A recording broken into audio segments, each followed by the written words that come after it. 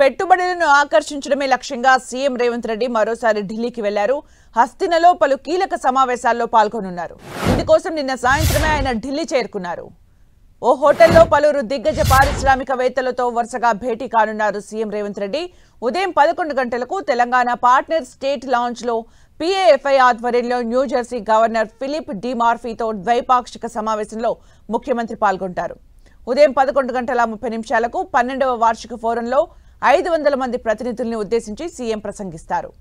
మధ్యాహ్నం 12 గంటలకు Amazon, కార్ల్స్బర్గ్, Godrej, Uber వంటి సంస్థల ప్రతినిధులతో రాష్ట్రంలో పెట్టుబడులపై చర్చిస్తారు.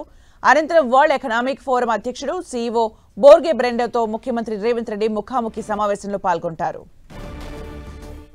రాష్ట్ర ఆర్థిక వాణిజ్య అవకాశాలను అంతర్జాతీయ వేదికపై ప్రదర్శించేందుకు ఈ సమావేశాలు దోహదపడతాయని ప్రభుత్వం భావిస్తోంది.